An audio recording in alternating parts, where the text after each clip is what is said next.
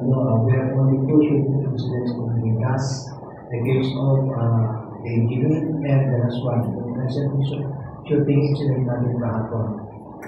So yung last shooting incident natin kahapon, isolated case, kasi nga nakikita natin, wala namang connection ito sa mga nangunang mga insidente natin.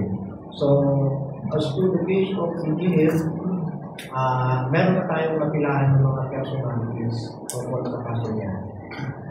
Ano ba, sir? Medyo marami, kaya lang hindi ko pa pwedeng masabi yung ano. Will that include the gunman?